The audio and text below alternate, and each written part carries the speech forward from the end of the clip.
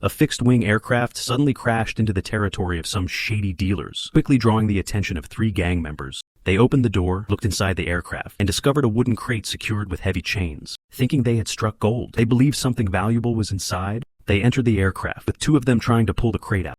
Meanwhile, the leader headed into the cockpit to investigate. He found a female pilot unconscious in her seat. Seeing her alluring features, the leader's eyes lit up. He reached out to touch her, but unexpectedly felt a stack of cash. As the money was caught in her seatbelt, he pulled out a knife to cut it loose. But at that moment, the woman opened her eyes and grabbed his wrist. She seized the knife and swiftly took him down. No hesitation, no mercy. The leader never expected to meet such a brutal end. But in truth, he had it coming, because that woman was the infamous Dominique. Even a German mafia boss had met his end at her hands. Outside, the other 2 gang members were still trying to open the crate. Realizing the chains were too strong, one of them went to get bolt cutters. But as he approached the vehicle, he heard something strange. When he turned around, his partner was already lifeless. Terrified, he tried to flee, but a gun was pressed against his back. Yes, it was Dominique. Without a word, Dominique disarmed him and ordered him to load the crate onto the pickup truck. From the way he struggled, it was clear the crate was anything but light. Once it was loaded, Dominique coldly gave him a farewell gift, a single round. That's the price for crossing me. She then drove off in the gang's pickup truck. But when she arrived at a gas station, the attendant recognized the vehicle. The gang was infamous in the area.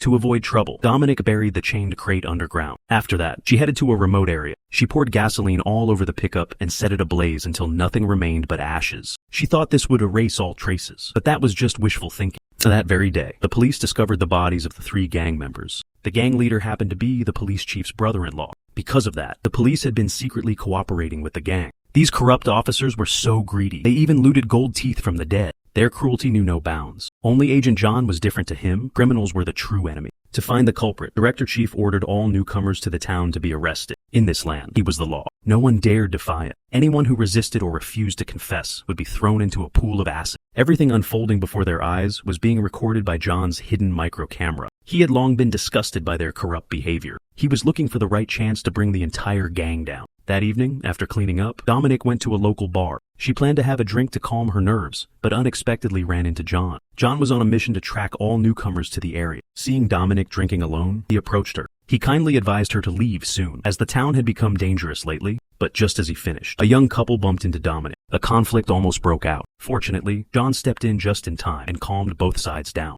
That incident made Dominique let her guard down around John. Later, the 2 went back to John's place. They shared a tender night together. They woke up exhausted the next morning. John was about to ask Dominique why she came here when his phone rang. It was a call from the police chief. The situation was urgent, and he had to go immediately. He told Dominique that if she needed the restroom, she could use his sister's room. John's sister was named Paulina. After her husband passed away, she brought her 3 kids back to their mother's house. She now lived with John and their father. John was the only breadwinner, so life was financially tight. But being together as a family still brought them joy. That night was her eldest daughter's birthday. Paulina threw a lively party for her child. The atmosphere was festive, but Dominique sat in a corner, drinking and observing. No one knew what she was thinking. Meanwhile, John was in his room watching a video. It was evidence that Chip had ordered his men to eliminate innocent people. The video was over 40 hours long. He then contacted an official from the Ministry of Internal Affairs. He hoped the ministry would work with the CIA to dismantle Chip's entire corrupt unit. Is this a backup copy? Yes, it is. Right after saying that, the official tossed away his cigarette. With a silent command, several armed men stepped out of the vehicle. John didn't realize what was happening and was knocked unconscious. By the next morning, his face was badly beaten and unrecognizable. Bruised and battered, he found himself face to face with Chief Chip. Chip had used violence to pressure John into revealing the original evidence file. But John didn't say a word, a decision that sealed his fate. Sure enough, by the next morning, John's severed head was found at the doorstep. His heartless former colleagues were there too. Paulina collapsed emotionally when she saw it. Her eldest daughter cried hysterically in her boyfriend's arms. The chubby officer in charge looked shaken, then his expression changed. Because he had seen a woman walking in with overwhelming presence. That woman was Dominique. All the officers present looked uneasy and confused. Dominique walked forward with a calm yet deadly gaze.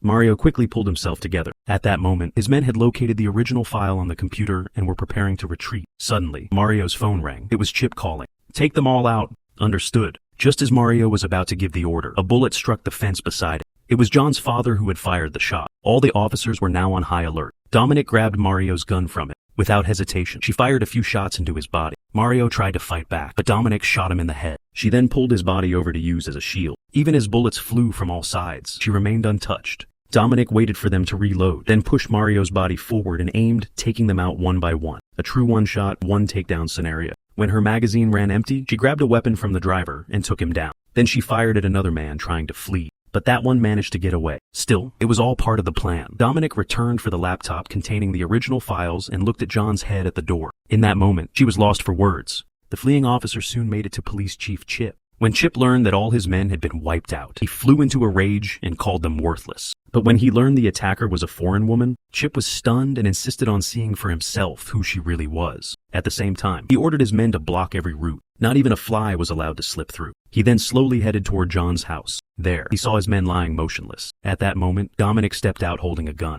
"I wanted to see with my own eyes what you look like." "Well, now you've seen me, so what are you going to do?" "I want to make a deal with you. I'm Chip, the police chief here. I came alone, but this place is surrounded by my people. You're not getting out of here, you know that, right? No matter how capable you are, you can't save this family." Chip said if Dominique handed over the laptop with the evidence, he would spare her and the entire family. Dominique agreed to give him the laptop, but only after everyone was completely out of danger. Chip rejected her condition, unwilling to take that kind of risk. They were 20 miles from the nearest town, and every road had been blocked. Paulina was pregnant, and their father was in a wheelchair. Without a vehicle, there was no way for them to escape. So Chip hoped Dominique would think it through. "Don't risk your life for strangers. I'm not the type to pass up a little fun." Dominique's decision showed she was willing to face the danger alongside the family. But just as Chip said, the main roads were no longer an option. They had to take the hidden trails. And twilight was the best time to stay out of sight. Still, Chip would likely use the darkness to his advantage, so they had to take out at least one enemy group before moving. And so, they immediately began preparing. First, they used wooden boards to seal all the windows. Paulina poured an entire bottle of cooking oil into a pot and brought it to a boil. Dominique brought all the floodlights from the shed to the roof. Then she wired them to the main switch with electric cables. At that moment, the backup team called by Chip had arrived. A tactical truck filled with over 30 armed operatives. Dominique learned of their arrival through her walkie-talkie. She had April guard the shed, and they established a signal code over the radio. As soon as April received the signal, she would flip the breaker. That would light up all the floodlights in the yard. Each burst of light had to last at least 5 seconds. Science has proven that the human eye takes about 10 minutes to adjust from bright to dark. So, after being hit with intense light, temporary blindness can occur. That's when Dominique would strike. However, while Dominique was briefing April, Paulina suddenly went into labor in the room. Anyone who's given birth knows how dangerous it can be when the water breaks. But in this situation, what could they do? Dominique also noticed the amniotic fluid on the floor, but she was completely helpless. With the enemy close, Dominique quickly hid Paulina and the children in the bathroom. Then she covered the door with wood painted to match the walls. It was meant to throw off the enemy's attention. The special ops team outside began sneaking into the yard. After securing the family's hiding place, Dominique quickly took cover behind a vehicle. As the squad approached, Dominique sent a signal via radio. Immediately, April flipped the switch, flooding the yard with intense light. Blinded by the sudden glare, the enemies froze and lost coordination. They stood stunned. When April cut the light, Dominique's counterattack officially began. After the fierce clash, Dominique disappeared once more. The enemies had no idea where she went. Soon after, April flipped the breaker again, as before. This time, the enemies had no way to respond. They even forgot to take cover. When the lights went out, Dominique resumed her silent takedown. In the chaos, the enemy even accidentally fired at each other. They began firing blindly. Meanwhile, Dominique moved swiftly, slashing with a single blade. With just a knife, she managed to disable the entire team. Seeing this, the squad leader ordered the second team to attack. As the second team entered the yard, they saw bodies scattered everywhere. Dominique was ready hiding beneath one of the fallen enemies with weapons in hand. Meanwhile, in the bathroom, Paulina was in excruciating pain. The labor pain made Paulina restless and unable to stay still. At the same time, Dominique sent another signal via radio. The breaker was flipped again, lighting up the entire yard. The sudden light caused temporary blindness among the enemies. Panic spread like wildfire, and when the lights went out, Dominique charged into the crowd and resumed her fierce assault. She was like a female version of the Grim Reaper. Nothing could touch her. The armed forces in front of her crumbled like tofu wiped out completely with no survivors, and she emerged without a scratch. Meanwhile, Paulina was reaching the final stage of labor. The intense pain forced her to push with all her might. Thankfully, everything went smoothly. A mother's love triumphed over the pain. Paulina gave birth to a healthy baby boy. Both mother and child were safe. Dominique had just finished clearing out the last of the enemies in the yard. The squad leader lost all sense of reason. He ordered the remaining men to continue the attack, threatening to turn on them if they didn't comply. He grabbed a heavy weapon from one of his men. But as the team entered the house, they were distracted by a sound from the radio. They fired blindly at the source of the sound. That reckless move led them right into Dominique's trap. Seeing the last of his men fall, the commander became even more furious. He lifted a rocket launcher and fired directly at the house. Luckily, Dominique used a television as a shield and narrowly avoided the blast. Still, the shockwave sent her crashing to the ground in pain.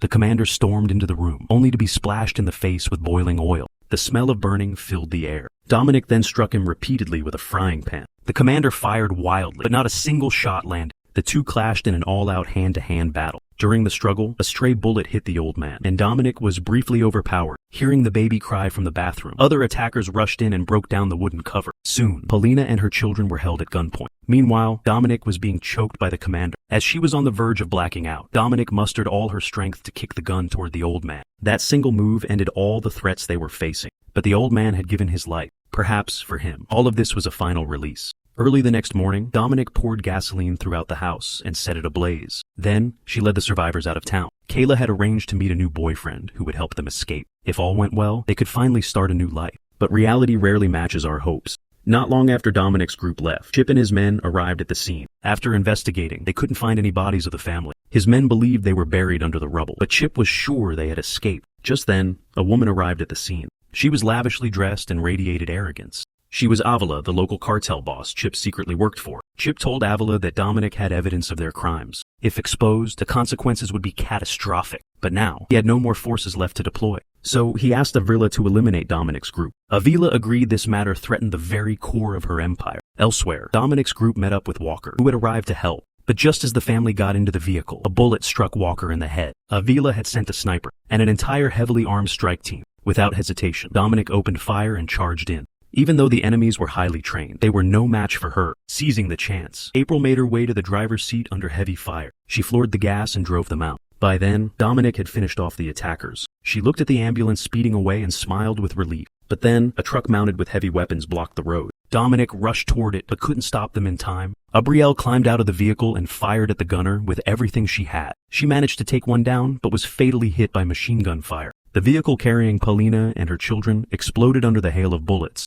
Seeing that, Dominic was consumed with rage. She immediately gunned down the heavy gunner and the driver. But even then, she couldn't undo what had happened. Chip and the cartel boss, Avila, the ones responsible, were still free. But clearly, Dominic wasn't going to let them go unpunished. She sent the incriminating evidence against Chip to the press, exposing his crimes to the world. Cornered, Chip ran to Avila for help. And that was exactly what Dominic had planned. She went outside and dug up the buried wooden crate. Inside were weapons, cash, and passports. Yes, this was her ace in the hole. Dominic had prepared everything from the very beginning, and now it was time for revenge. The scene cuts to Chip lifeless in a blood-filled bathtub, his mansion strewn with corpses. Even Avila was found lying in a pool of blood. While Dominic calmly walked out, justice had been served for John's family. That's where today's story ends. Thank you for watching. What did you think of the movie? Let us know in the comments below.